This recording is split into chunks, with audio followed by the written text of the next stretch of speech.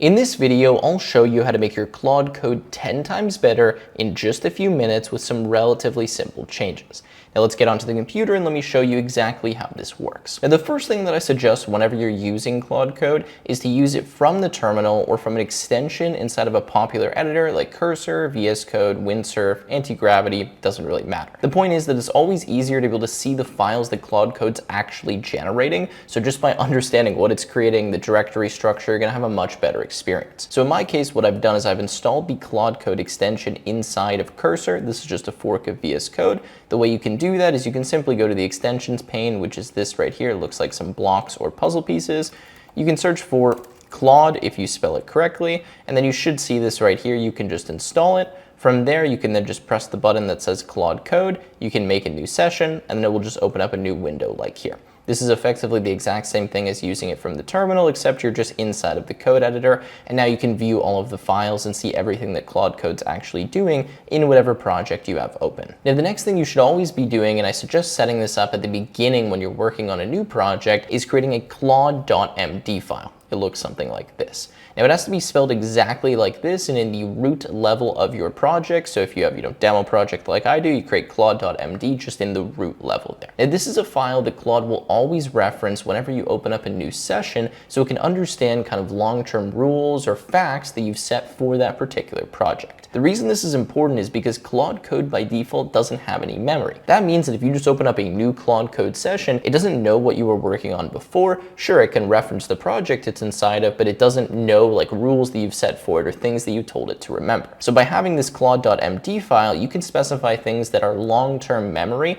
that you and also other people on your team want to have when you're working with Claude Code. So for example, you can say the tech stack that you're using so it doesn't go use a random language. You can put development commands in here. You can specify the project structure, even though it should be able to read that itself. Importantly, you can put things like code conventions, you can put, API references, things that you want it to always know when you spin up a new session and that you might share with other people. And then what I suggest you do is continually tell Claude to update this file with important information so it gets larger over time with more important details, so you just get better and better context with all of the project rules, state, all of that kind of stuff. All right, so with Claude.md, you're already gonna get some better results, but where Claude gets really powerful is when you start adding plugins and connectors. I'm gonna show you a few ones that are just default that you should always have installed, and you can mess around and add any other ones that you want that you think would be useful to you. Also keep in mind, you can add these connectors and plugins at a project level or at a global level. So sometimes you don't want to bloat Claude by giving it 100 different tools. So if you just need a tool for a particular project, you can actually install it there. Now what I'm going to suggest is that you download the Claude desktop app because it makes it really easy to add these. You still can add them from the command line or from using it in the terminal, but just a little bit more challenging. So once you've got the desktop application and you go to code here, you can go to customize. From customize, you can look where it says browse plugins. They may move the button later, but you're looking for plugins. And then there's 3 plugins that I suggest downloading. Now the first is Playwright. Now this allows you to do browser automation with Claude, so it can automatically, for example, run a workflow where it signs into a website that you're developing, goes and presses a few buttons, and you can automate that so that you can have all of that testing done by Claude rather than being done by you. Now yes, Claude can access your browser, but by using Playwright, it can actually create reusable workflows and scripts, so it can automate repetitive tasks and do automatic testing of specifically web applications, which is super useful. Now another plugin that I recommend downloading is called Superpowers. Now you can see this was downloaded a ton of times, and this teaches Claude things like brainstorming, sub-agent driven development, and gives it a bunch of different skills that it can use to give you a better development experience. So when I open it up here, you can see we have brainstorming. It says you must use this before any creative work. Creating features, building components, do the brainstorming. Dispatching parallel agents, use this when facing 2+ independent tasks. Executing plans, systematic debugging, all kinds of stuff gets added here as skills within this plugin. And then there's also a code reviewer agent it gives you, as well as a few hooks like session start, so it knows to actually read this. Now another plugin that I recommend getting is called Context 7. Now Context 7 is going to give your Claude up-to-date documentation. If you've ever been working with Claude Code before, you probably realize that sometimes it gives you deprecated modules, old code, or it just does something that worked maybe 2 years ago but doesn't work now. Context 7 fixes this problem by allowing you to fetch the most recent documentation so Claude never hallucinates and does something that was deprecated a year and a half ago. Anyways, those are 3 plugins. Now, in order to test these directly inside of Claude, what you're going to want to do is just make a new session, and let's just ask it to maybe do some brainstorming and see if it uses that skill. Hey Claude, can you do some brainstorming for a new project I'm working on? I want to build a landing page for an AI agent building company where I go in, audit the operations of a business, show them how they could save money and time with AI agents, and then build it for them. Boom, let's go ahead and press enter here and see if it starts using that skill.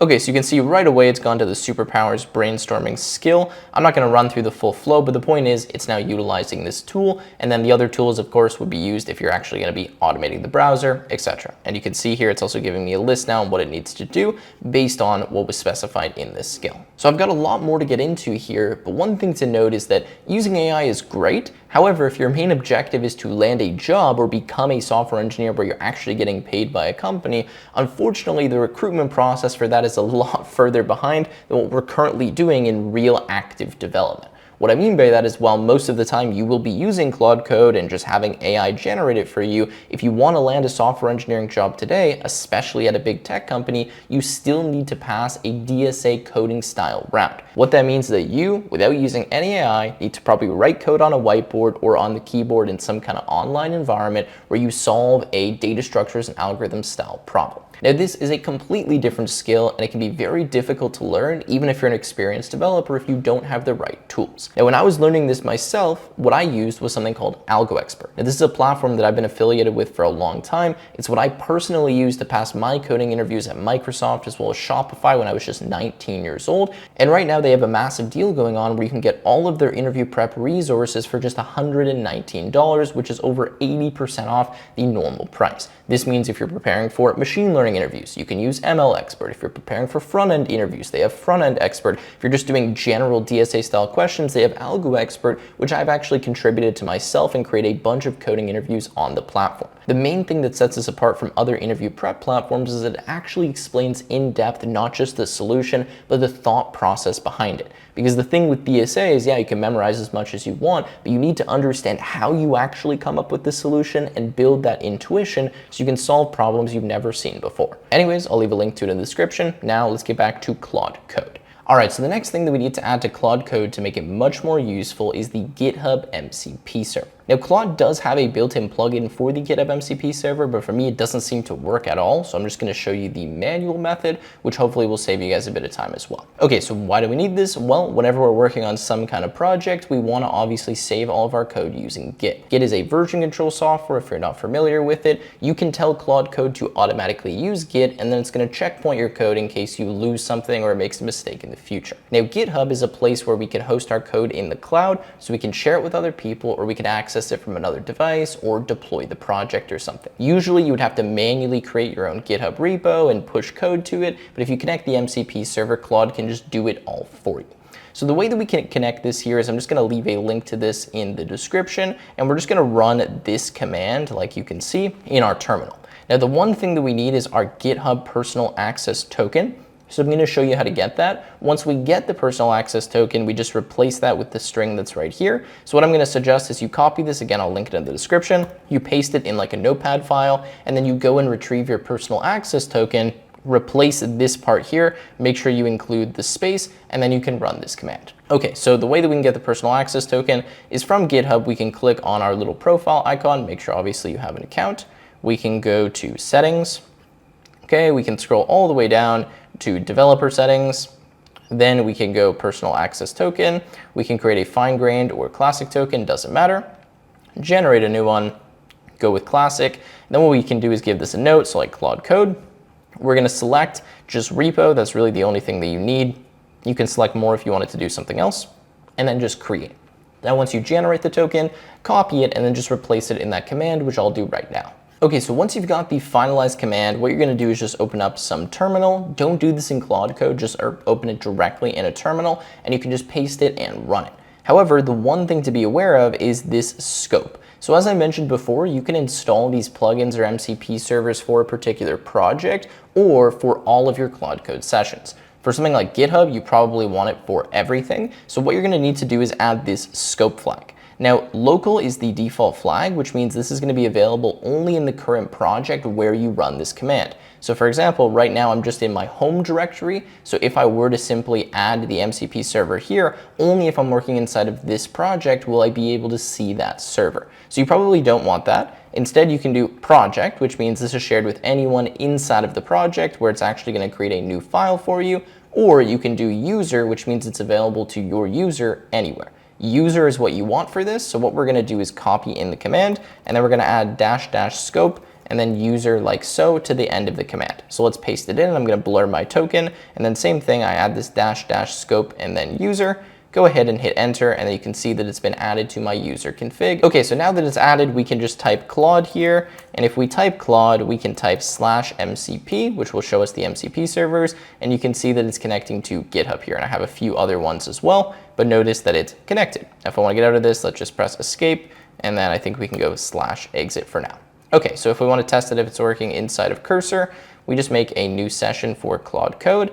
And then same thing, type /MCP and just wait to see if it loads. Okay, and you can see we have the user MCP server GitHub, which is connected here. So now if we wanted to use this, we could say, make a new remote GitHub repository and push the current code that I have to it. Just call it demo project. Okay, we go ahead and press enter, and then it should be able to access the MCP server there, make a new repo, push our code, and we can continue using this, which is very useful. Okay, now I'm not going to proceed with all of this, but you can see that it's trying to call the GitHub MCP server. So I'm just going to go no and just stop this for right now because I don't actually want to proceed with that. But now it's all set up and we can start using it. Now there are a ton of other MCP servers and connectors that are super useful. I would suggest spending a few minutes doing some research and figuring out which ones work for you. Another one that I personally use here is called DB Hub. I'll leave the link to it in the description. This allows you to have essentially executable Postgres. So a lot of times I'm working with a Postgres database and I want Claude to have direct access to that database so it can execute queries, look at tables, and then based on being able to examine the database, it can write better code, it can create sample entries, all of that fun stuff. So something else that I suggest looking at. You also can go look at just all of the integrations that Claude has in by default. For example, there's this front-end design one, which gives you a lot better output when you're doing front-end development if the Claude website wants to load. And you can kind of browse through here and see there's a bunch of other ones like code review, right? And all of that kind of stuff.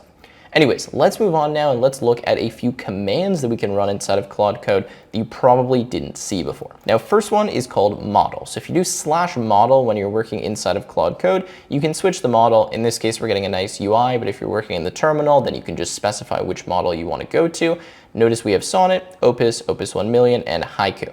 So depending on your plan and your usage threshold, you're probably going to want to stick with Sonnet for most of the tasks. If you're doing something really complicated, you can go to Opus and then 1 million context, obviously if you need more information. And if you want something really fast, quick, easy, you don't need the frontier models, you can go to Haiku. Now another thing that's interesting is you can run this /compact command. Now what the /compact command will do is compact the current context. So if it's getting really large and you're having a lot of information, you can actually summarize all of it into a much smaller block, so you can keep chatting without having to create a new session. This will actually happen automatically when you start getting near the end of the context window, so it starts filling up too much, but just be aware that you can manually run that. In my case here, it's taking a second, but you can see it compacted this, and then it gives me a summary, so you can see this is the summary that it created. Now, another thing that's super useful is to run the /insights command. Now, what this does is actually generate a web page for you that tells you everything about your usage with Claude Code.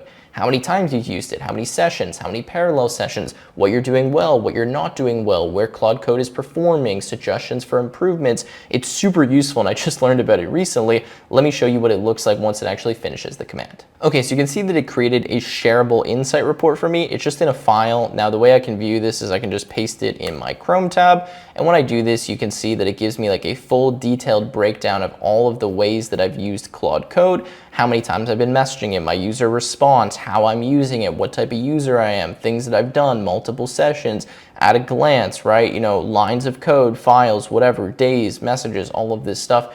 I'm not going to go through all of it. Obviously, some of this is personal to me, but I would definitely suggest that you guys run this because it's kind of crazy when I started reading through this and it gave me like a meta-analysis, and now I know how I can use this tool more effectively. Now, there's of course a million other ways that you can make use of Claude Code and make it much better than what I showed you in this video, but these are super low lift, very easy to add, and even beginners can integrate them, so that's why I wanted to show them to you here. As a reminder, if you are looking to land a software development job in the current market, you do need to do preparation for data structures and algorithm styles problems, even though that's not what you're going to be doing on the job. Unfortunately, that's just how the hiring is right now.